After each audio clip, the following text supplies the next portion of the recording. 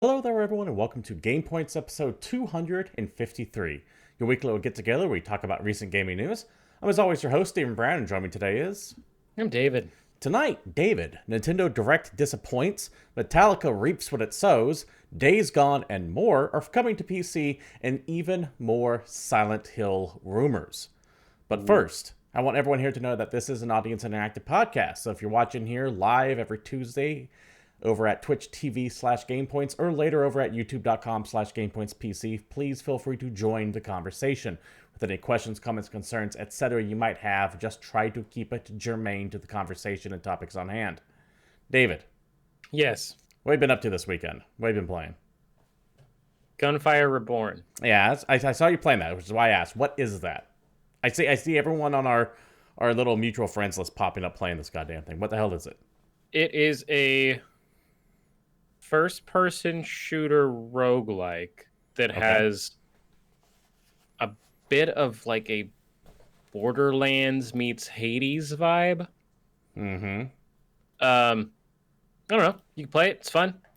It's not super expensive. I think it's like $20. Okay. I don't remember. Who makes this? Is it anyone that's not that we know about, or is it just kind of a So random here's studio? the fun part. It is made by specifically a Hong Kong studio. Oh. Well then, a little bit more interested in that, given some of the topics of the show we have today. At least Right? tangentially, it gives us a chance to hammer one of our favorite nails, which we'll get to later, of course. David, I want to go ahead and start off the news of the week with that Nintendo Direct. Now, did you watch this at all? Yeah, I watched the entire thing, and I'm so happy I watched it 2x speed. So, Nintendo had their first official Direct, not a Direct Mini, not a partner Direct, their first official Direct in 530 days, and they had that last week on the 17th. It was 50 minutes of what was supposed to be all these great announcements. Everyone was really looking forward to it because, for the most part, we all remember Nintendo Directs. They usually gave some good information during them and then some kind of meh during it. That said, I went into this with little to no expectations because I know that COVID has fucked a lot of developers, and especially ones in Japan, because the lockdowns have really, really slowed a lot of things down in that country. So I went into this with no expectations and was still disappointed. So, We can jump through some things, but there's literally only two things that I was even remotely excited about. Okay. The entire direct. What? I guess I'll just go through these real quick, and if you see something you want to go into more detail about, shout out, and I'll do the same. By the way, this is not necessarily a comprehensive list. The link to the director will be provided down below if you guys want to take a look at it and give your own thoughts and feelings on it, but let me save you some time. It wasn't that great. New Smash Brothers character announced, starting off with Pyra from Xenoblade. I was kind of pissed. They had to add another anime sword fighter. Yeah, yet another one. I was actually pissed off about this because when it started, I was like, oh shit, another Xenoblade, and they're going back to the Xenoblade 2 universe. I'm excited. And it ended up being a goddamn Smash trailer. I knew something was up when they were showing all the characters, and there was no new voice acting other than Rex and Pyra talking. And I was like, okay, something up here. And then sure enough, it turns out to be a Smash trailer. Wow. Fall Guys Outer Worlds coming to Switch. I swore Fall Guys was already on Switch. Yeah, I mentioned it was. I didn't pay attention to it, but that's cool. Fall Guys is great. Yeah. Outer Worlds is great. It's exciting. Outer Worlds is an amazing game, by the way. If you haven't played it, I really like it. And this is not the it's not. You wrote. I put the wrong one on here. It's not the Outer Worlds. It's not the RPG. It's Outer Wilds. This is the puzzle game. You reset every 15 minutes or so. That game is amazing. Minutes. Is it 22? Pretty sure it's 22. Okay. That's coming to Switch. Both those games are amazing. It's cool, but ports for Switch aren't like, oh my god, I'm so excited for me. Right. It's cool. I like seeing them, but I'm not going to be over the moon about most. Right. Now, I don't mind ports on Switch when they come from the Wii U. Because I didn't have the Wii U, so all that's brand new. I don't mind them as long as they're not coming from a phone. That's also true. Legend of Mana HD Remastered coming out this year. First thing I'm excited about. First thing you're excited about. This actually looked good. I don't know if I'm going to play it, but it actually looks good. It doesn't look like the really crap like Final Fantasy VI remake that we got that was literally just an upscaled port of the iOS version Right. with No, its I agree. shit assets. Like this actually looks decent, so I'm excited. I'm Because hoping Square learned their lesson on this and will actually give us ports that aren't just well, Yeah, like you I'm said, the worried because there iOS was a port. minute there where they were just going for the super cheap lazy cash grab like upscale ports, and I'm hoping that it's good. I'm gonna wait to see what it looks like when it actually comes out. Right. But this is cool. I like Legend of Mana. The first real big new announcement, Mario Golf Super Rush. Mario Golf is back, coming out June 25th. Now, David, as Yes. I have said on the channel more than once, there really isn't a bad Mario game. And I'm being hyperbolic. If you could probably track down like Mario is Missing or something like that. But even the Mario sports games are fun to some degree. Yeah. Every Mario game is fun. Yeah. That's how Mario works. At the very least, they are polished, even if you don't like the genre. By and large, don't find the one example and go, "Oh, you're wrong." You guys know what I mean when I say that. I mean, you take the entire scale of Mario games and average them out, and they are better than industry standard. Yes, I agree. What do you think? Are you a Mario Golf guy at all? No, not really. Yeah, same here. I've played Mario Golf on GameCube. That's the last time I played, and I liked I'm more it. of a Mario Party, Mario Kart kind of guy. But I am not going to be buying that one myself. Somewhat of a surprise announcement, even though I heard it rumored like the day beforehand. Stubbs the Zombie, coming March 16th. Do you remember Stubbs the Zombie at all? Not even a little bit. So when this game came out, I believe it was on the original Xbox, I distinctly remember it being promoted as featuring the Halo engine.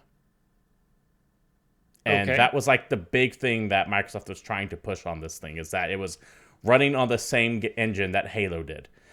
And what was weird is that at this time, it's not like people really, like more people know today now when you say it runs on Snowdrop or it runs on Frostbite. But when this first came out, no one knew what the hell like an engine was. Why would you bother telling me this runs on the Halo engine? But I remember distinctively that being in marketing for it. Mm-hmm. And that's the only thing I know about Stubbs the Zombie other than you throw your body parts at it. I never played it when it came out. I'm just kind of surprised to see this coming up again. This feels like, I didn't do my due diligence on it, so I don't know, but this feels like something that THQ Nordic would remaster and put out. Yeah, probably. Interesting. Neon White. Did you see this trailer at all? You said you watched through 2x speed. Yeah, I saw the entire direct. Okay. I just saw it in half an hour. Okay. I'm just making sure. This is a new action RPG hybrid where you play as an assassin in heaven. That's coming out in winter 2021.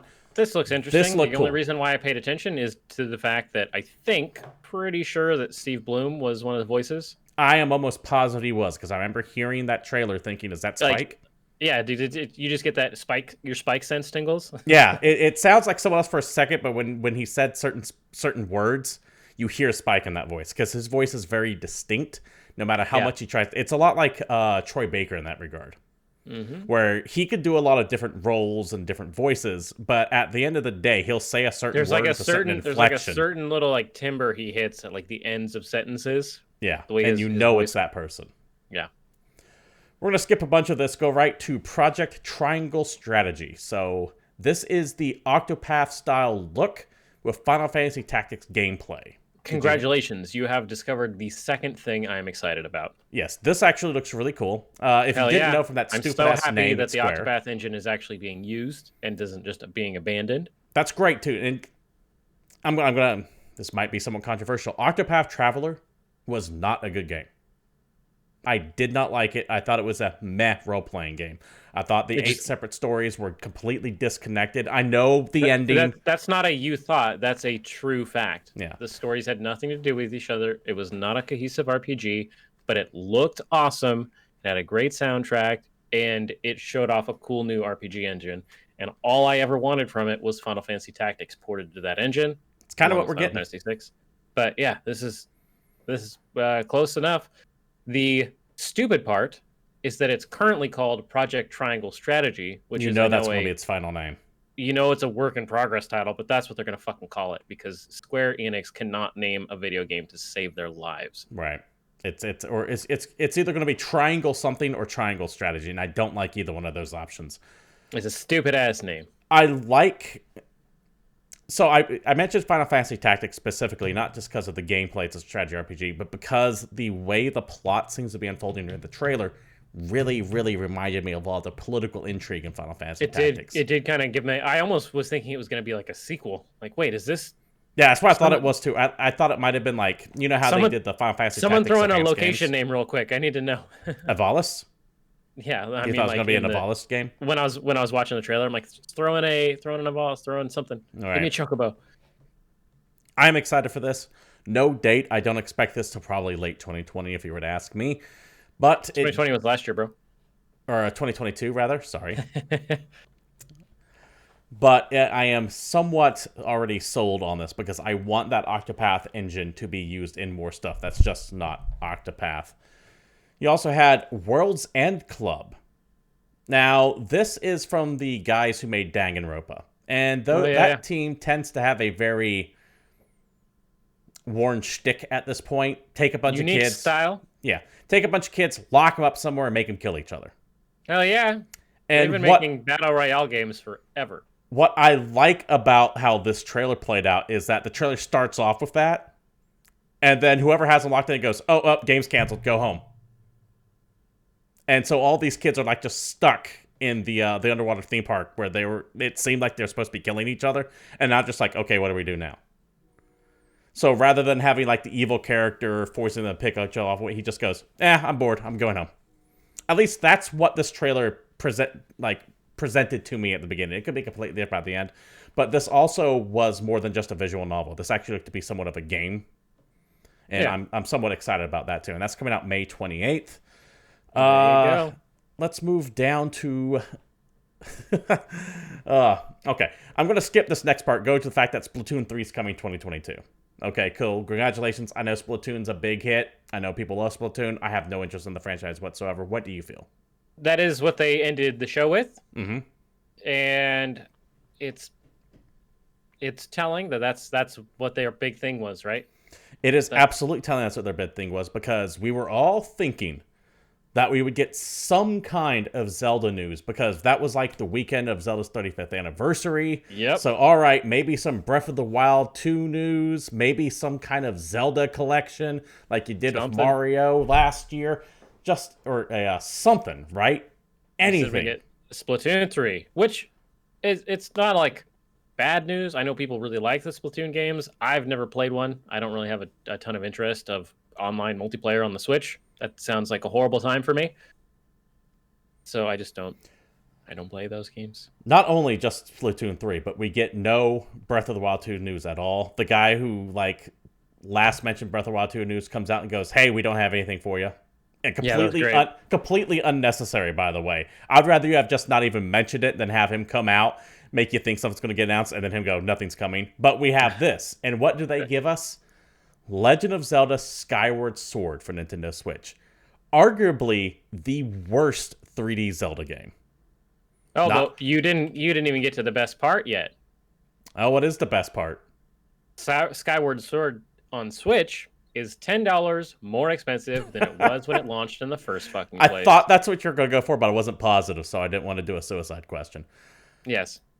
Please keep in mind that Skyward Sword did not suffer from the Wii U effect.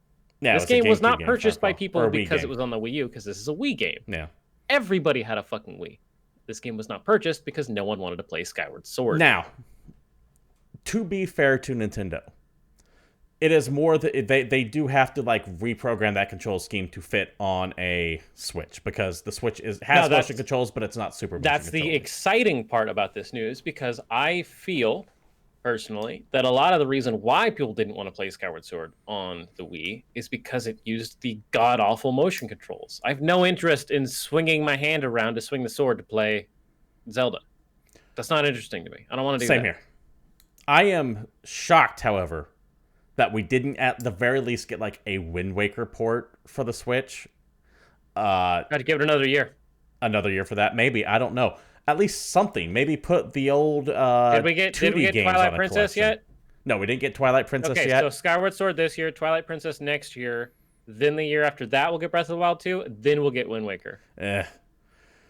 So, it's Zelda's 35th anniversary, and that is what they give us. No updates on Breath of the Wild 2, Skyward Sword, no, I would have even been fine with, a classic Zelda collection. Here's Right. Zelda 1 and 2 and the Super Nintendo Zelda, which, yes, I believe those are all on the Nintendo online store, whatever the hell they call it, NES Classic, Yeah, but you Super could have just Nintendo given me a Classic package. stores. Give it to me in a package or something like that. Or even better, give me Ocarina of Time and Majora's Mask on one thing, and Or announce even your better, Nintendo give me 64 Link Between Classic. Worlds on Switch. Something. Anything like that. Anything to acknowledge the fact that it's Zelda's 35th goddamn anniversary, like you guys did with Mario. But they didn't do any of that. Furthermore, for being the first Nintendo Direct in, what was it, 530 days? No new updates on Metroid. No, nothing on any of these forgotten franchises they have. So, like, think Star Fox, F-Zero, etc. By the way, once again, still meaning I'm right for this year's prediction, how not even a single tease of F-Zero will be mentioned at all. And I'll even expand that to be across any genre, not just a racing game. To be fair, I get that wrong every year, but I'm never taking it off my list. Because one day, we will be reunited. This was such a lackluster Direct that I can't, it's... All of this could have been summed up in a very quick press release, rather than here's 50 minutes, we're going to show off meh. Like I said, I'm so happy I watched it at 2x speed because that was not worth an hour of time. I can see, okay, Mario Golf, that's a Nintendo flagship franchise. Okay, get a little bit hyped for that. Cool. Project Triangle Strategy was the only thing I actually was excited for. That's cool. It's got a demo. You guys can play it. Yeah. Probably do the same thing Octopath's demo did, to be quite honest with you. A Fat Adventure, I guess, where you can play it and then transfer your progress over. But nothing here needed a 50-minute Direct. Also, can we take a really brief aside to throw a little bit more shade at Octopath? By all means. Because of that demo. Do you remember the contents of that demo? Yes. If I recall, and I did play it extensively, but if I recall, you could play every character's like first act. And so when you bought Octopath Traveler, all their first acts would be knocked out. Yes. So, or maybe it wasn't every character. Maybe it was like 5 or 6 of the characters, or 2 of their characters. I'm pretty sure it was every character because it locked you to only doing 2 of them. But if you just deleted your save and started over, then you could pick somebody else and keep doing it, so that you could basically play like the first 20 hours of the game. Yeah. And for me, that was enough to be like, oh, okay, the combat's pretty cool, but the story doesn't seem to be going anywhere. I'm not going to buy this. Like, the Octopath demo actually got me to not buy Octopath, which is a bummer because that game did look amazing. I just didn't... It didn't hook me. While on the topic of Octopath... I'm really hoping Triangle Strategy has a more fleshed out I'm story. psyched for it. I like the whole choices matter kind of thing. I like the idea of a branching political tree, but we'll see. Yeah, but choices don't actually matter in video games. Sometimes they do. Sometimes, like, I would say they matter very much in The Witcher, but that's an exception to the rule. Back to Octopath, though. Yes, I know the stories can connect at the very end if you do everything right. I get that there's that like secret dungeon at the end. With like an optional dungeon, then the stories make sense. No, but fuck out of here. What's more annoying about that game should make sense the whole time is that not only did the 8 stories for the most part didn't interconnect, but of those 8 stories, only 2 of them were actually good. The other 6 were meh at best, outright boring at worst. That is the first I had RPG. a problem with the fact that, okay, yeah, everything ties up at the end, but the issue is pacing, because you're playing a character who has this sense of urgency that has to do this thing, who meets a new character and then has to do this whole other, well, let me help you with all your errands really quick before we can go do whatever I was talking about. I mean, that's a common video game trope, but I will say to kind of support it's your just pacing doing argument, that 8 times. Yeah. To support that pacing argument, though, that is the only RPG I can think of in a long-ass while that I actively fell asleep during playing. Damn. Like, I fell asleep in the middle of the dancer storyline. I can't remember who she was. And I wake up, and it's like 5 hours later. I mean, you were probably sleepy. No, it was like the middle of the day. Okay, well, that's... Maybe you were just really sleepy. That game was not good. It looked great, though. I just want to actually come out and finally say, I think enough time has passed where I can safely say that game wasn't good. Anyways. I don't think the game was bad. Like I said, I just the story didn't really hook me. I wanted it to be better than it was. Yeah, same here. David, that wasn't the only online event that happened over the week, though. We also had BlizzCon Online, or BlizzConline as they're calling it. This was because there wasn't a BlizzCon in 2020 due to COVID. They kind of compressed a bunch of information into a couple days worth of stuff. And true to BlizzCon tradition, really nothing was announced. Oh, yeah, for sure. We had a couple things mentioned. One, the Blizzard Arcade Collection. Hey, Lost Vikings, Blackthorn, Rock and Roll Racing all into one thing. Too bad you can't play Rock and Roll Racing on Twitch, though, because you'll probably get copyright striked. Oh, More yeah, on I that was gonna later. say, I love the press release. By the way, don't play Rock and Roll Racing on stream because the music's copyrighted. More on that later. But it shows me that Blizzard has not forgotten Blackthorn, which was an amazing 2D action platformer. I guess I kind of want to use it. Reminds me a lot of like Flashback and Prince of Persia, that style of game. Hey, only one of these franchises has a character in Heroes of the Storm. It has 3 characters in Heroes of the Storm. Sure, it's true. They gave some announcements on the new Shadowlands patch. They announced Burning Crusade for classic stuff, new Hearthstone expansions, things that you'd expect from Blizzard at this point. Rogue was announced, Diablo 4. By the way, Diablo 4 looking good. I love an action RPG. I'm actually looking forward to Diablo 4. They announced Diablo 2 Resurrected. How do you feel about Diablo 2 Resurrected, by the way? More excited than I do about Diablo 4. Okay, do you plan on playing it all, or is it just kind of if you had to pick between the two kind of situation? If someone gave me Diablo 2 Resurrected, I would play it. Okay. I'm probably not going to buy it for the $40 or whatever they're trying to charge for it. Yeah, I do. We have no pricing information, to be fair, at the time of this recording. But it's probably going to be full price if you ask me. It's probably going to be 50 or 60 bucks. It's going to be expensive. And that's the bullshit because it's a 20-year-old video game. They're going to justify it by saying it's 4K resolution, and they actually did re-render everything in 3D rather than 2D. The original Diablo 2 are they actually 2D. Like going through and re-rendering it? Yes, it looks all in 3D now. It looks like it uses the Diablo 3 engine, the 3D engine. Okay, see, if they actually remade it, that's cool. But like I said, I'm wary, and I kind of blame this on Square, that it's all just the machine learning AI-based 4K upgrade, where it just like AIs the textures to make them look cleaner, and then it charges $60 for it. Yeah.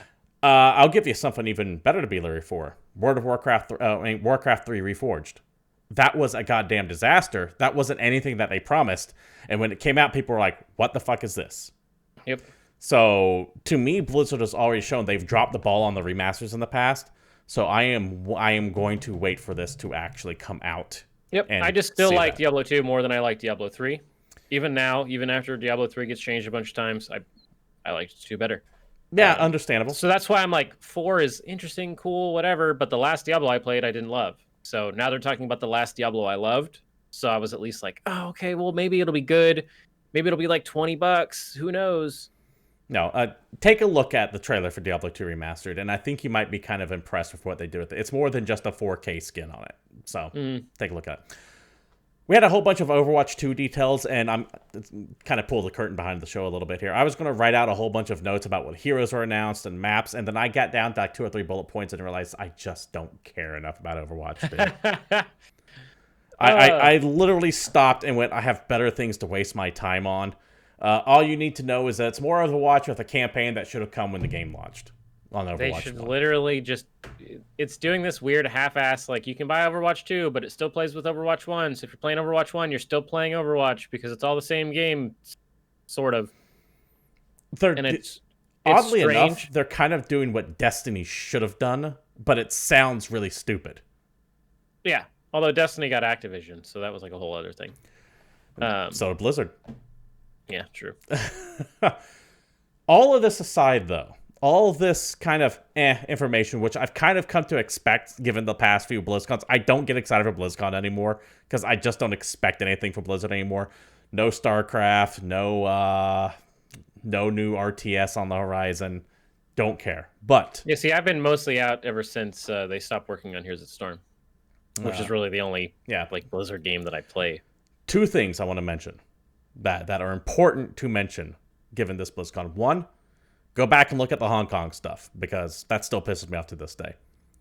2, we had possibly one of the greatest ironies I have seen in the gaming in gaming happen with who they got to play their opening show.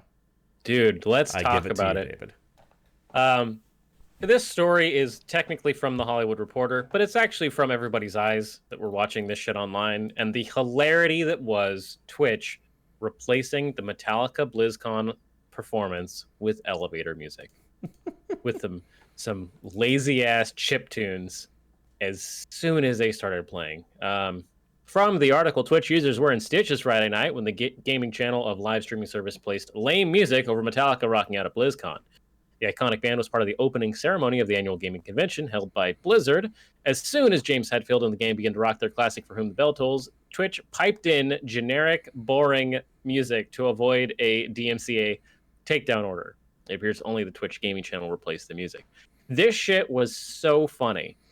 For Whom the Bell Tolls, indeed. It tolls for you, you dumb bitches. Twitch piped in like generic music, but everyone else who was co-streaming it, you could like watch them going and slamming their mute buttons on. Everybody was panicking, yeah. And what makes this so amazing, Stealthy Twitch and Set Track kind of alludes to it, is that this happened to Metallica. Metallica, of all people. Okay, so for our younger viewers who may not have been around when the old age of internet piracy was a thing. David, to put things in perspective, there are people now who can legally drink who weren't alive when this happened. Fuck. I didn't need that. This happened in 2000. Anyway. So we are going to talk about old school music sharing services, Napster. So back in the day, it wasn't just, I'm going to go on the internet and type in the name of the song I want, and then you find it on YouTube, or you find it on Spotify, or you find it on a million other services. You have to download a program. It was a peer-to-peer network, and hope that someone else on the internet had the song or the album that you wanted so that you could download it from them directly. And it was way more of a bitch than you could possibly imagine given today's ease of finding Also, if you recall, if you've been on the internet for longer than 8 minutes, you know that people are hilarious bastards. So you may go to download some song that you want to hear and instead get something completely unrelated. Yeah, the idea of Rickrolling did not start with Rickrolling. Yes, this is the OG Rickrolls where you would just get like birthday songs or ridiculous crap or just, regular old viruses. Yeah. It was a wild time.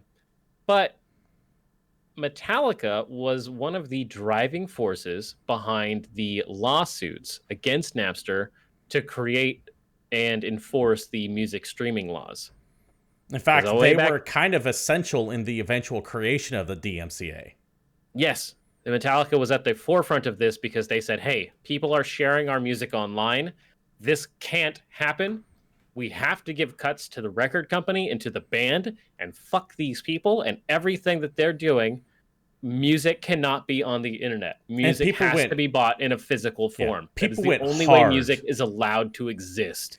There were instances of like 11-year-old kids being hit with hundreds of millions of dollars in lawsuits from these record agencies. There was one instance where I recall like an 8-year-old girl getting sued because she downloaded Happy Birthday because the song Happy Birthday is fucking copyrighted.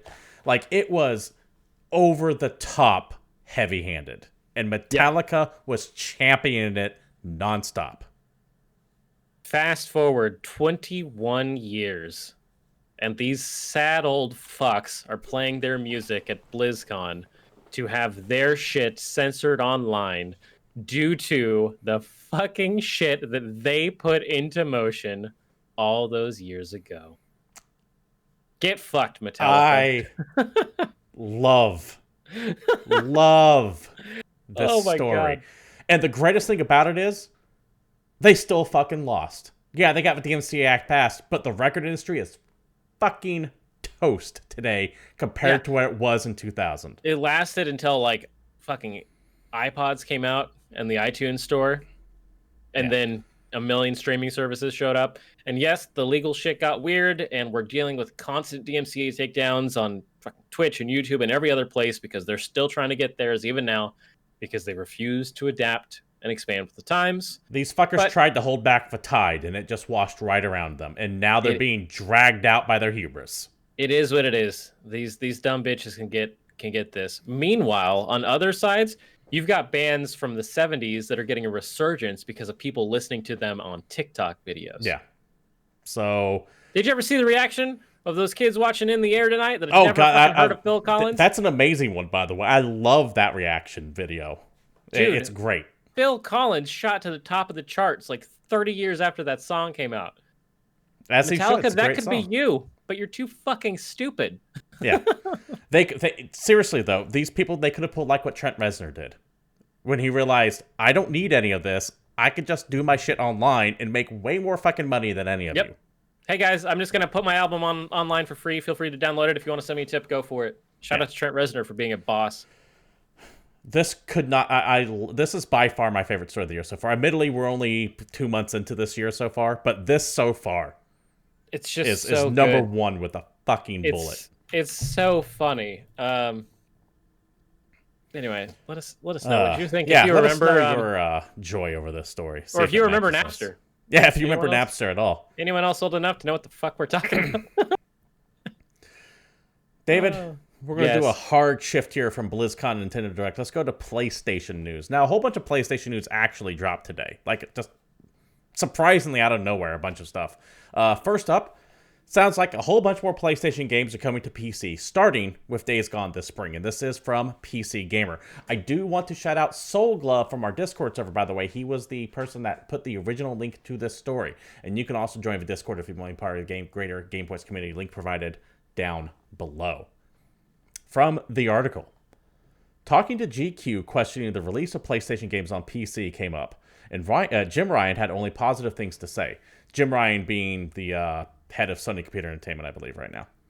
I think he's the head of it. Yeah, he is. Yes. I couldn't remember if he was the head or like the CFO or something like that. I keep forgetting he's his the head position. All right.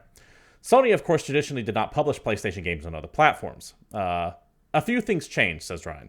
We find ourselves now in early 2021 for development studios and the games that make in better shape than ever. I'm sorry. Let me start that again. We find ourselves now in the early 2021 with our development studios and the games that they make in better shape than they ever have been before.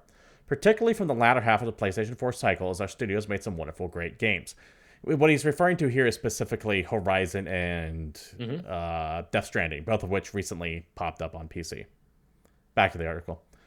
There's an opportunity to expose more of these great games to a wider audience and recognize the economics of game development, which are not always straightforward.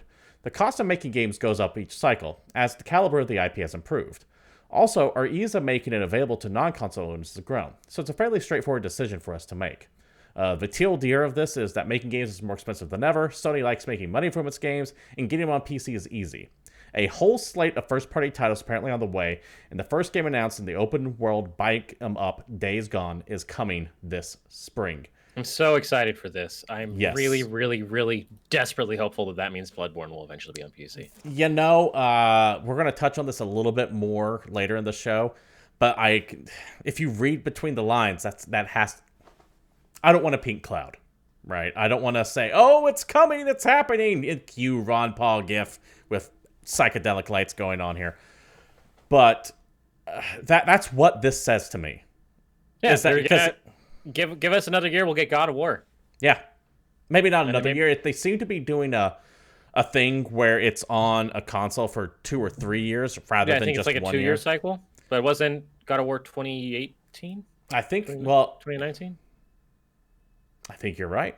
So give me another year. Yeah, you're right. It would be another year. I love this. I know a lot of people are QQing about the fact that, Sony doesn't have any exclusive anymore. And I go, okay. If you have a problem with Sony putting their games on PC like 3 years after, shut up. Yeah, that's my stance on it. It doesn't matter. You still get your exclusivity because you could play it 3 years before people on PC. But guess what? That means that there's an entire other group of gamers that had no interest in these games that also play them. What that means for you, fan of said video game, is that interest in that property increases and the likelihood of a sequel or follow-up also goes up because games are about sales and more sales equals more games. It's more insufferable type of fanboy. The people that bitch about platform console exclusives going multi-platform are the people that still bitch about the Epic Game Store. Yep. No, which one's more insufferable? If you had to I'm pick. gonna go ahead and give it to the same people that bitch that games that have difficulty ratings are bullshit. No, And then no. that's That's not the two choices I gave you, David. Play within the I rules don't of the care. game. You asked me what's more annoying. I told you what's more annoying. No, what's more annoying between the two options I gave you, goddammit. You know how this game is played. Stop doing this. The Epic thing does not annoy me at all, and you know this. I think it's fucking hilarious. There's no way I'm gonna choose that. People being salty over games coming to PC doesn't make me entertained. Let's see. Chat saying, didn't one of you predict this earlier this year as a competitive response to the rise of Xbox concurrent console PC releases? I don't know if it actually made our list of predictions, but we have talked about how Sony needs to get on this train. It'll be stupid for them not to in the past. Everything all right there? I saw you light up there for a bit. I was checking in my predictions list. Oh, you were looking that up. Well, while you're doing that... I definitely didn't predict it, so maybe he did. I'll have to take a look. I don't think I did this year either. We have another bit of PlayStation news. We actually have a couple bits of PlayStation news, some of it coming later. But next up on the docket here, introducing the next generation of VR on PlayStation. And I'm actually looking forward to this, David. Yeah, dude, this is really exciting. To the PlayStation blog itself.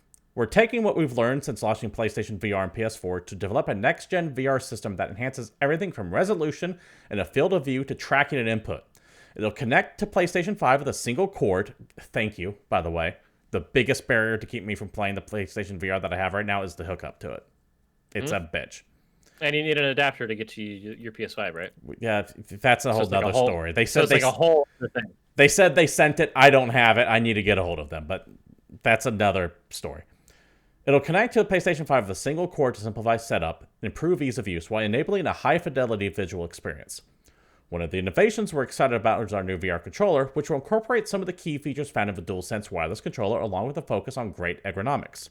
That's just one of the examples of future-proof technology we're developing to match our vision for a whole new generation of VR games and experiences. There's still a lot of development underway for our new VR system, so it won't be launching in 2021. But we wanted to provide this early update to our fans as the development community has started to work on creating new worlds for you to explore in virtual reality. David, I am so happy that they're still continuing with their VR initiatives. Dude, I know you were super worried about them dropping VR, but they are all aboard, and I'm super hyped because that's the one thing is like all their state of plays, they kept pushing VR. We got this new VR, that new VR. So they never really let it go away, and it's so exciting that they're not just going to leave the PS4 version of the PSVR as the only version. Little bump that still has a cable. That thing still uses a PS3 controller. Yeah. Little bump that still has a cable. We're starting to see the wireless headsets come out. I was kind of hoping they might have improved on that.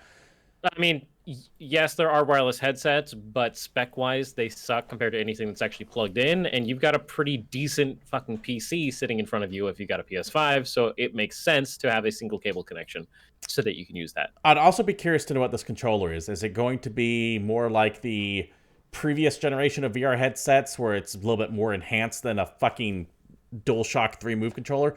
Or is it going to go... I think it's going to be like the DualSense split in half to be more like an Oculus or what I think. Vive experience. But my dream would be it would be like the but like the imagine Valve Index, that where but it's with all the crazy, 5 fingers. The crazy shoulder buttons that are in the DualSense. Yeah, that could be interesting. That's why I don't think it'll be like a fully articulate hand like Valve has. And I think my worry about PlayStation or Sony canceling VR is completely founded, however, still. I mean, not now. They've doubled down on it. But up until this point, I think I had a valid fear. Because to put things in perspective, more fucking iToys sold than PlayStation VR. At least the iToy had a higher attach rate than the PlayStation VR, I should say. That is the wrong statistic to look at. And this is my thought on this. Okay. The PlayStation VR is the most sold VR product in the market, period. Full stop. That's true. You're right. So of VR items, the PlayStation VR is the most accessible and currently the most used. So it makes sense for them to keep pushing it because if VR is the future of games, which if you remember us talking last year at any point and how much I talked about Half-Life Alyx, I think it very well could be. I'm excited to see them keep pushing in this direction because that means we will hopefully, they're not going to make this thing $900 and it'll still be the more affordable VR option that's attached to a console that more people will have than a high-end PC. I know the Quest 2 makes everything interesting because it's also like $400 and it doesn't need anything. But since it doesn't have a attached PC, the games it can use are very limited. Yes, that is true. And You make a good this point there. means that there's an outside shot that you will play Half-Life Alyx on your PS5. Let's see. Stuffy Twitchy in chat asks, do you think they'll remaster upres some of their leading PSVR titles like Resident Evil and Playroom? 100% I do. No, not Resident Evil. Specifically not Resident Evil, because that wasn't a Sony-made game. That was Capcom, and I don't think Capcom's going to go back to the VR well anytime soon, because if they were, Resident Evil 8 would also be in VR. I could very much see them upresing some of the old titles. Or giving some kind of upscale or upgrade. Playroom, maybe. Performance mode, something. Astro's Playroom, I think, might benefit from like a VR mode, or they might attach something. I'm expecting like the Darth Vader game to get up to upres, like the Batman game to get upres, like all that. No, I doubt that. And my gut says anything that if it's Wasn't Sony there like first an party, Until Dawn in VR? Sure. Until Dawn is a Sony first party, or Sony. I don't know if it's first party, but at the very least, it's licensed to be a Sony thing. Additionally, Until Dawn, that Until Dawn game wasn't actually Until Dawn. It was some kind of Until Dawn Rush of Blood, and it was a roller coaster ride. It was like a rail shooter experience. Gotcha. Some of the stuff, yes, saying, but I don't think so. The existence of the orange box makes me excited that maybe you'll get Half-Life. Yeah, I mean, we have had Valve games on console before. It's happened. Wouldn't be the first time. That's why it's so dependent on what they use for the interface. If it's still just a DualShock or a DualSense split in half, Half-Life Alyx ain't going to work on it, I don't think. Nope. It needs to be fully articulate. That Star Wars, what was it, the Rogue Squadron game that was in VR? Oh, there's also like the Vader thing too. But once again, those are not made by Sony. Those are made by other publishers, and I don't think they would go back to spend the money on a device that, yes, while it's the best-selling VR unit, still had a lower attach rate. I don't necessarily think that the developers are going to go through and push it. I'm expecting some kind of equivalent to the boost mode, where Sony is going to implement some kind of software that's going to make it so the older games look better on the PS5 specifically. That's a little bit a better way to phrase that, because when you said, or when the Stuffy Twitch in chat said remastering upres, I was thinking developers themselves do. If Sony puts some kind of hardware booster in there to upscale it, okay, that might be different. That's what I'm sorry. I should have led with that a little bit better. But that's the way I think they're going to work it. David, we have 3 more stories I want to get through real quick here. Let's talk about this one really quick, because I'm going to ask you a question. All right. How many times have we had this specific story, Steven? Vampire the Masquerade Bloodlines 2 has been delayed. It's happened a couple times. How many times have I said that story to you? At least one other time, because I could think of when it happened a couple months back when they axed Brian Masoda and forgive me, I don't remember his other name, but they axed 2 people who were working on it. And from what I understand, the 2 developers didn't even know about it until they read it on fucking Twitter. Yeah. So this is actually a post on their website. It's just a dev update. As you have noticed, we've been keeping pretty quiet for a while with this in mind. The first piece of news we have for you is to confirm that Bloodlines 2 is still in development. Look at that. It hasn't been canceled. Secondly, we made the hard decision that Hardsuit Labs will no longer be leading the development of Bloodlines 2, which also means that we will not be releasing in 2021 as previously planned. Since we cannot at this time communicate a new release date, we've also decided to stop accepting pre-orders for the time being. That right there is the biggest sign that there's a big fucking problem. Let's ignore the fact that the game has been delayed multiple times. Let's ignore the fact that this game has had horrible stories coming about developers getting fired or taken off. Let's ignore the fact that the lead goddamn developer has now been taken off of this project. The biggest takeaway to show what dire straits this video game is that they have stopped taking pre-orders on it. Yep. They don't have an ETA even a little bit. This game's going to be ready when it's ready, if it is at all. And Cyberpunk might be giving them a little bit of stage fright, and I completely understand why, because of the clusterfuck that was. This game, I can promise you, because they've actually completely taken it just off of pre-order sale, is going to be reworked from the beginning, from square one, starting over fresh out the gate. I can guarantee this game's coming out in 3 years. Happening. At minimum. At best. At minimum. Continuing from the blog post, this game is very important to us and has been an ambitious project from the very start. In order to meet our goals for it, we've come to the conclusion that a change is needed, and as a result, more development time is required.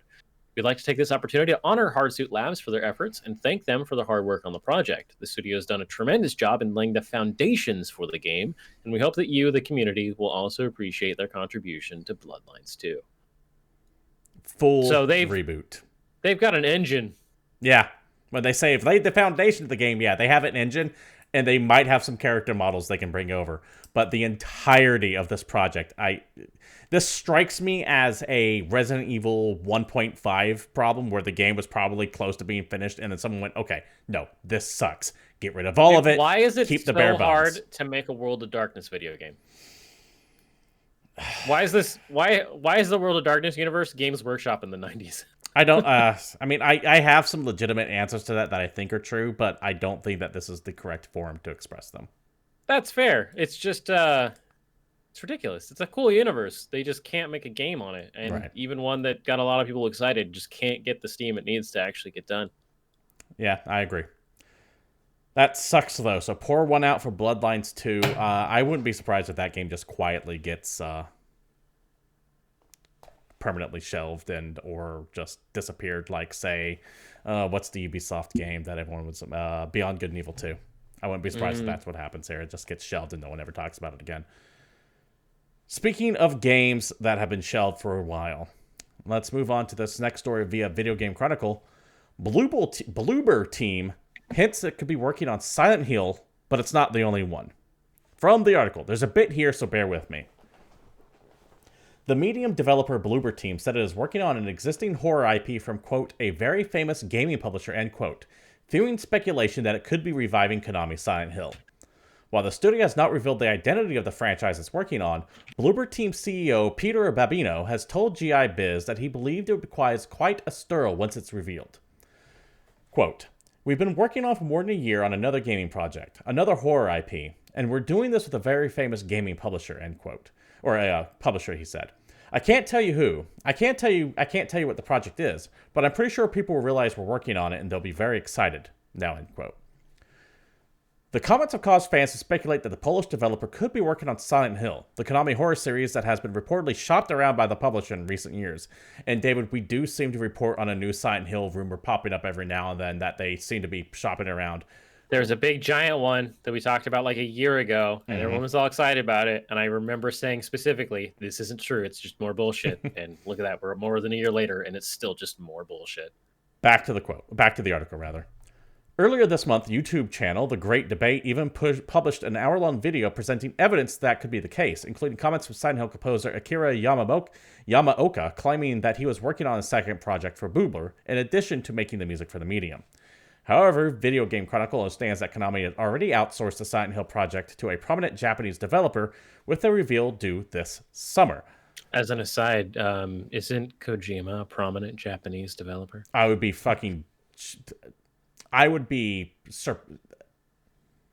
shocked that Konami and Kojima would ever work together again. I know. The odds are so impossibly tiny. You would have to throw so much money at him to make him do it. If we're going with ridiculous Silent Hill rumors, which seems to be a section on this show, why not just give more fuel to the best possible one? Fair enough. Back to the article, because this is a long one. I apologize. If Bloober Team is also working on Silent Hill, something our sources were unable to confirm, then that would mean the two franchise reboots are in the works, which is something that industry insiders have suggested could be Konami's intention. As an aside, David, I do not consider myself an industry insider, but I do know people who are close to them.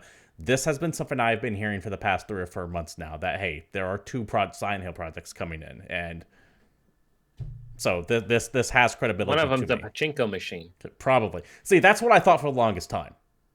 When they would tell me that, I would joke with them, that's going to be a pachinko machine. One of them's a VR rail shooter. But no one knows what's going on. 2 people with knowledge of a Japanese publisher's plans told VGC that it had originally approached the Dark Pictures developer Supermassive to pitch a Silent Hill reboot. The Supermassive project was ultimately not signed, but the framework for that game evolved into the episodic Dark Pictures titles. I love those games, by the way. They're great games. Separate sources told VGC that the Japanese Silent Hill project was something of a departure from past Silent Hill games, so this also matches suggestions that Konami was looking to license alternative takes on the horror series. Via a rail shooter. Konami's Japanese bosses are understood to have historically pushed back against most pitches to outsource their key game brands, which is a big reason why the Supermassive game wasn't greenlit. However, following the disappointing performance of recent in-house titles, Metal Gear Survive and Contra Road Core, sources said the company has become more willing to contact outside studios for its major franchises. It's because Konami's fans no longer like Konami. David, Konami's making some weird moves behind the scenes. They've recently opened up that new store that has a bunch of Konami merchandise in there. It's actually kind of awesome. They have Suikoden merchandise in it, for God's sake. Can I? Oh man, I don't know how you're gonna feel about this. Okay, no, go ahead. Since when do you care about how I feel? I desperately hope, of all the Silent Hill rumors, that this one is not true. Why is that? I have zero interest in playing the Bloober Team walking simulator version of Silent Hill. It would be close as someone who's played about 6 hours of the medium. Okay. I do not want to play their version of that game. All right, let me ask you a couple questions. One, did you like the medium? I don't want to answer that.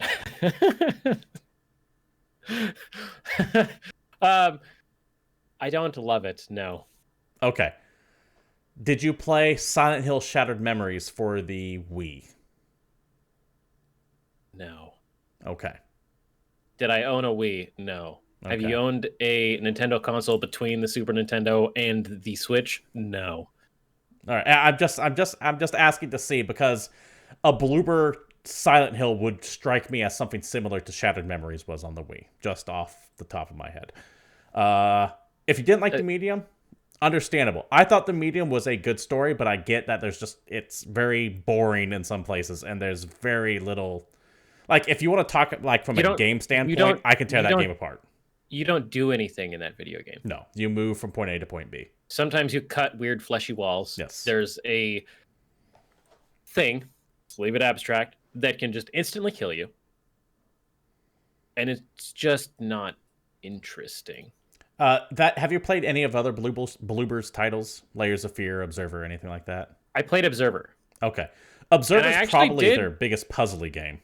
I did kind of like Observer. Okay. But there's just something about, I don't know. Medium equals the paint drying simulator. Yeah, I get that. I liked the story that the medium told. Yeah, but I could have just I would rather watch somebody play it than play it myself. I think that's not me. That's where that game lies for a bunch of people. I was fine playing through it, but it's by no means a game I could recommend to people unless they liked Bloober Team's other stuff, and I do like Bloober Team's other stuff. So I would be fine with their take on Silent Hill. I would be fine. Yeah, with that. Okay, so I think fans would be pissed, but though. I like the idea of Silent Hill where I can at least try and fight back, even if fighting back is futile. You want it to still be like Resident Evil. Like some kind of action game of some kind. Yeah, even if the action doesn't amount to anything and you still just need to run away. Yeah. Call you crazy, but you want a game in your game. Yeah. I get little bit. I get it.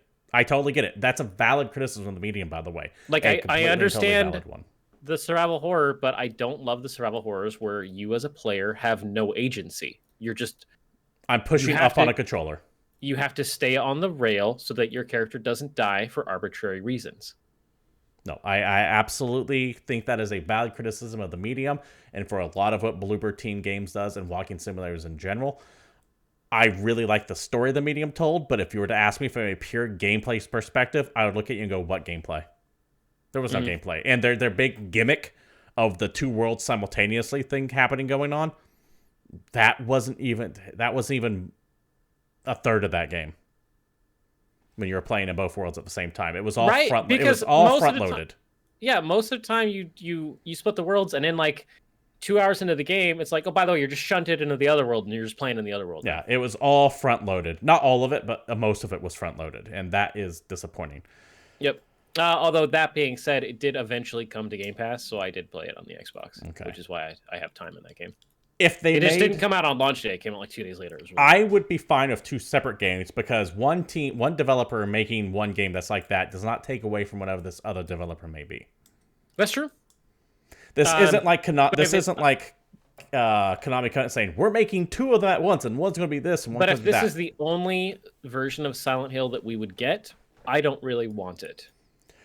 If this was the only one that we're going to get, fans would be pissed. And I hope to God Konami is smart enough to see that. I hope they are smart enough to go, hey, we have this coming out. It's going to be from Bloober. It's going to be like the Medium or Layers of Fear, whatever. But if you want like the traditional Silent Hill experience, this other developer is working on that. I hope they're smart enough to do that. Because I am fine with alternative stories. I'm fine with different takes. I am fine with different developers getting a hold of things.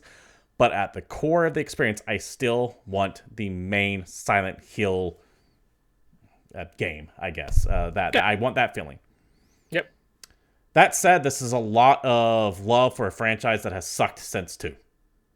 I mean, I'm not saying that. That's, yeah, I mean, what are you going to do? Silent Hill 3 wasn't great. Silent Hill 4 was mediocre at best. And then everything else that came after it was just god awful.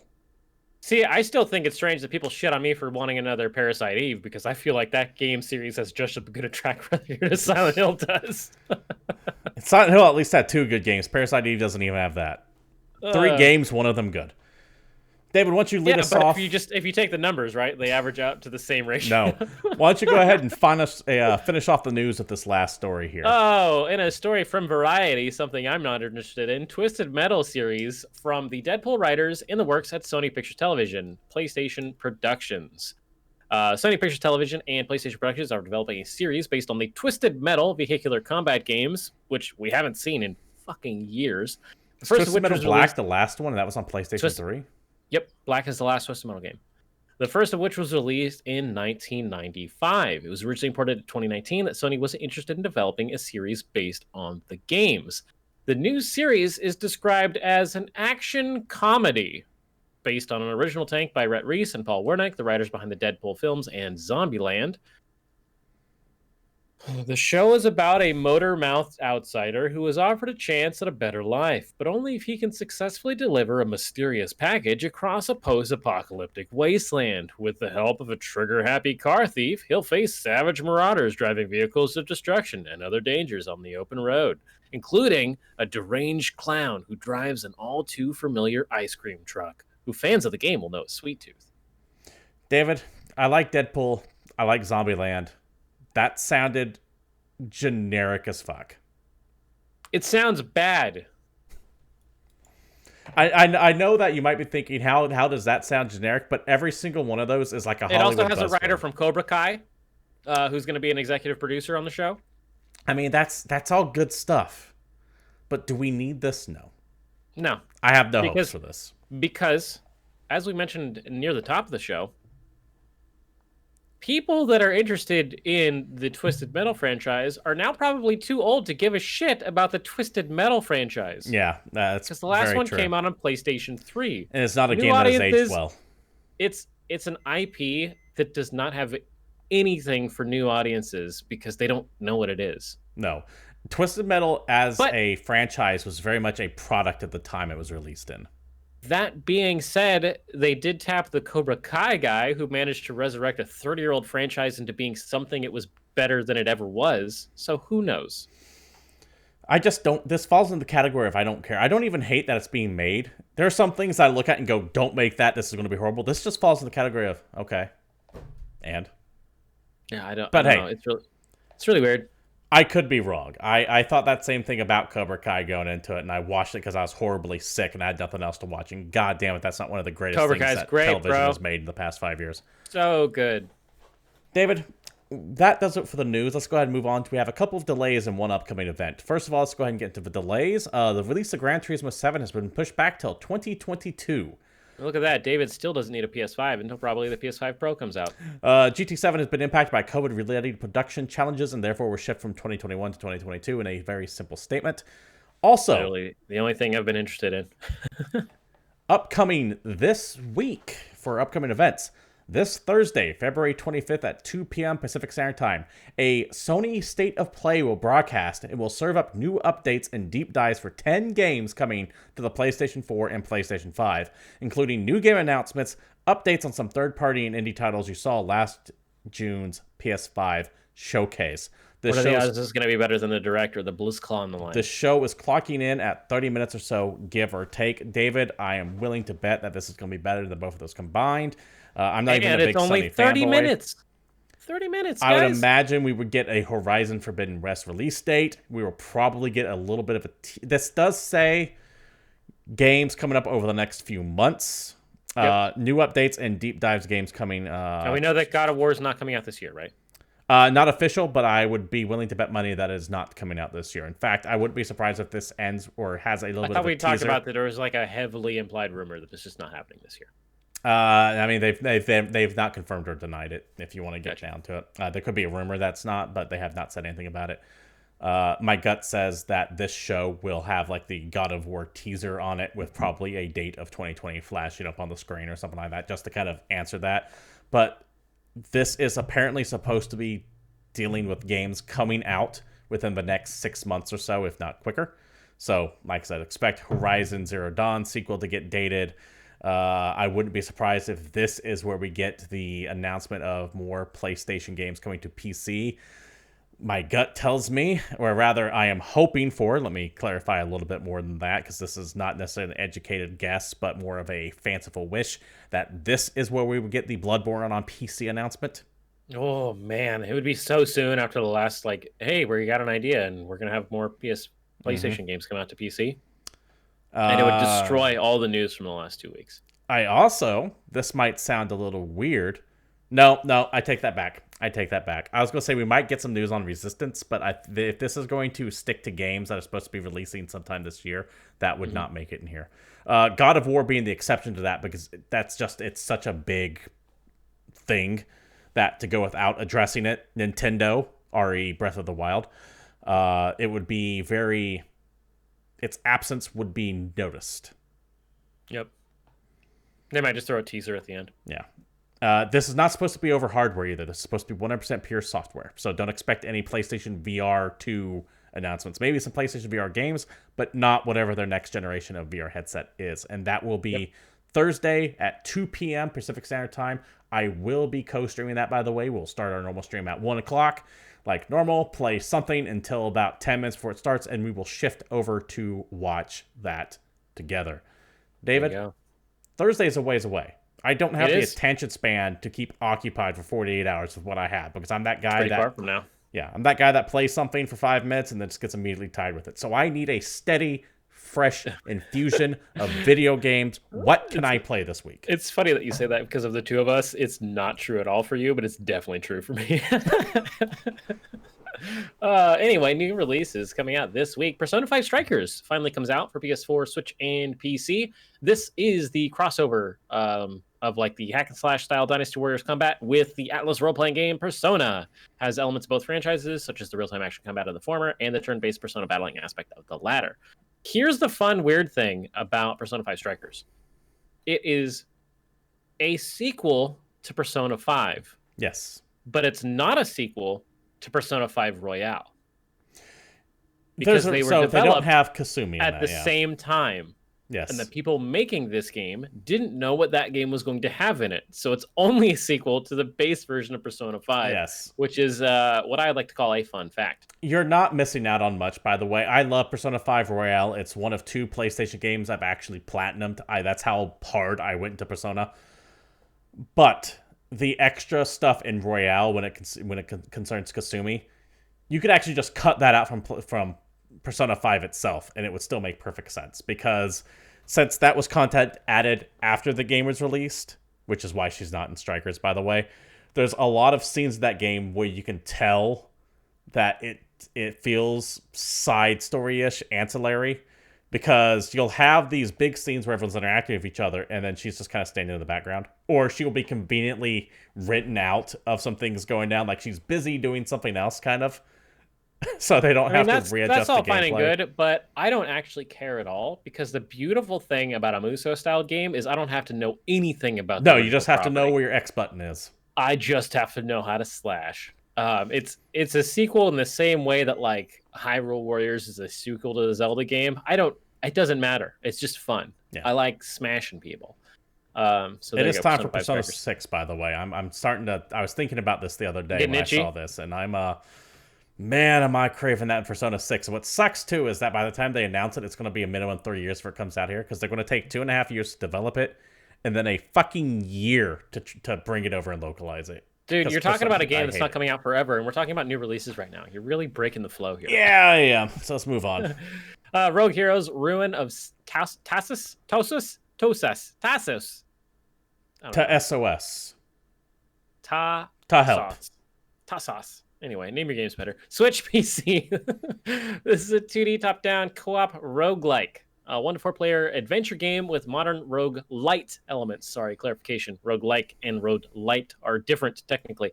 Team up with friends to combat procedurally generated dungeons, explore an expansive overworld full of secrets, and take down the Titans to save the once peaceful land of Tassus. Tosis. So I love roguelikes, but it's getting to the point where I hear a roguelike and I start seeing it as the same thing as a survival game on Steam, where it's just roguelite. Yes, a roguelike. I like them all, but it's starting to become more of a detriment to me having an interest in it than it is a benefit because I don't want so many things. So the problem is at this point, there's a few rogue likes and lights that have sort of perfected the genre. Yeah. So if your game doesn't improve on if your game is not better than Binding of Isaac or Hades, then it doesn't need to be a roguelike or a roguelite. Correct. It just doesn't. Very quickly, so I have this list of keywords that are kind of like instant turnoffs. Card-based for the most part, for the same reasons, right? If you're not Slay the Spire or Monster Train, then fucking put down the deck of cards.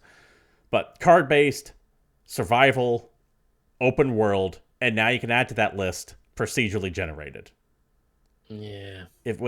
I'm not saying your game is bad if it has those, but it is not enough to grab my attention anymore because they are just overused. Exactly. Don't use that as your main selling point. Tell me what makes your game different than all of the other games in that genre. Agreed. This one's got 4-player co-op, which is interesting in a roguelike scenario. Yes. So there you go. Curse of the Dead Gods hits PS4, Xbox One, Switch, and PC. Speaking This of. is an isometric dark fantasy action roguelike. As an aside, David, I wonder how many. It doesn't actually look that bad, but it's just, I don't know. I wonder how many people actually know what Rogue was at this point, because I'm old enough to have fucking played Rogue back when it was still hotness. Rogue is a fucking ASCII game, isn't it? Yeah, it's like Angband or anything like that. Yeah. If you know what Angband is. No, I don't know what Angband is, but I know what Rogue is at least. If you've played, so I don't want to do like the whole well, true fans know what blah is, but one of the things that you can kind of ask to see if someone's like bullshit or not, if they've played Rogue, is if they've also know what Angband is. I'm not saying it's the thing, but if you know what Angband is, you definitely know what Rogue is. Yeah, I just remember the old school, most things are symbols and letters and numbers, and that's how the game is. There was that whole game that took that concept and ran with it called Brutal. It wasn't that great, unfortunately, but I like the style of it. Really cool. Also out this week, Heavy Metal Machines hits PS4 and Xbox One. This has been out on Steam since 2018. It's got good reviews. This is a combat. Okay. It's a free-to-play, multiplayer vehicular combat game where players engage in 4v4 intense battles, controlling lethal vehicles in a post-apocalyptic arena. That is their release. Looking at this game, it's as if Twisted Metal played like League of Legends. Okay. If that You've doesn't said give a you whole an bunch idea of of how words that are anti-hype to me. Take the entire aesthetic and thought process of Twisted Metal, which I know you know of, but maybe people that were just hearing about the TV show for the very first time don't. It's a car combat game from the 90s where people in weird fantasy cars duke it out to the death, but make it play like a MOBA, where you're driving is top down, fucking off-road style, and you have abilities, and I don't know. Take a look if you really want. Taxi Chaos hits PS4, Xbox One, and Switch. This is a Crazy Taxi clone. I'm just gonna say it. Taxi Okay. Chaos, Crazy Taxi. The trailer itself on their release mentions that the only thing missing is the offspring. They got And Sum looking at 41 instead. no, they've got generic techno beats. And Ooh. looking at this, as much as the offspring is the soul of Crazy Taxi and like kind of the vibe of those games, this is that game without any soul. It doesn't look like it has heart. It's Okay. it's a taxi sim, but it doesn't look like it has the magic. Like it's got very generic music. The people you pick up don't really seem to have everything interesting to say. The way it's laying out what you're doing, because I was watching some gameplay on it. The 'Cause I was great like, thing "Oh, man, about I Crazy love Crazy Taxi Taxi." was not the actual game, but all the other shit that went along with it. Yes, and this just it looks like a kind of cheaper knockoff that's paying homage to a game, but isn't as good as the source material. Okay. That being said, I haven't actually played it. I just watched some gameplay videos and I wasn't impressed. But if you play it and I'm fucking wrong, please let me know, because damn, do I love me some Crazy Taxi. I'm just not going to spend my money on this game. You can always just put on the Offspring on your headphones and play. Yeah. Wrath, Aeon of Ruin hits PS4, Xbox One, Switch. This is the retro FPS created by 3D Realms, who, if you don't know, I do are know. pretty Okay. fucking famous. And they made Duke Nukem 3D back in the day. Hardcore first-person shooter powered by the legendary Quake 1 tech. Crafted by the hands of the Quake scene necromancers, Wrath is the real deal. You will not survive. Has very good ratings on Steam. It's been on PC for a while. Wrath, Aeon of Ruin. If you like old school shooters, you should probably play this game. Ghosts and Goblins Resurrection hits Switch this week. The latest entry in the franchise action platforming gameplay with storybook-like graphics and challenging new obstacles. The game follows the valiant knight Arthur as he runs, jumps, and battles his way through eerie stages set in the demon realm. Ghosts and Goblins is an old school franchise that Hard as coffin nails. hard as shit. And it's sort of the grandfather of like the Souls concept, right? You're a knight, you're going to fight undead shit. It's hard as a motherfucker. You die all the time. You really have to learn what you're doing to progress through it. I'm not wrong. You're mad about it, but I'm not wrong. Ghosts and Goblins Resurrection, though, is also supposed to be hard as shit. So if you never played the original games, don't expect this one to be super easy. You will probably need to play it again and again and again to progress. There you go, Ghosts and Goblins Resurrection. That was a fucking take that made me just want to go right to sleep. I know, I made you so mad. I love just doing wanted that to pass right out when you said that. I was just so like, I'm so good. tired right now. Because there's something especially heinous about It's making the Dark Souls comparison to an older video game. God damn, I am so tired right now. Okay, now I'm going to tell you this. The last game coming out this week is Bravely Default 2 for Switch. In my research for this game, I looked up one simple question. Is Bravely Default 2 a sequel? And I came up with this answer. It's a Square game. What do you think? Bravely Default 2 is the third game in the Bravely series, following the original game. Bravely Default and its direct sequel, Bravely Second.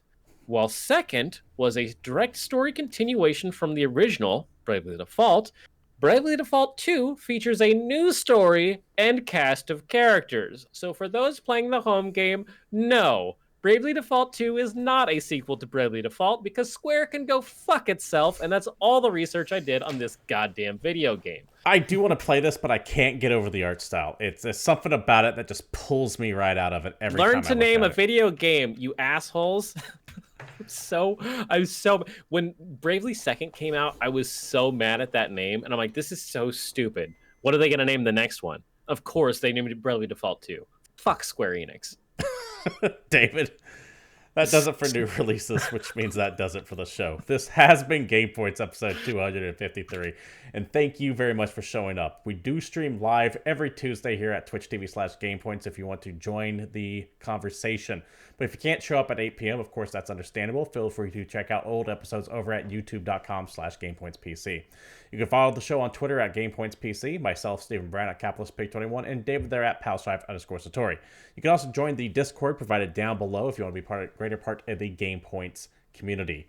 The regular game streams going on Mondays, Wednesdays, and Thursdays, and of course, if you like what you saw here, you know what streamers want when it comes to likes, follows with notifications turned on, bits, subs, all that, etc. stuff. You know what streamers want.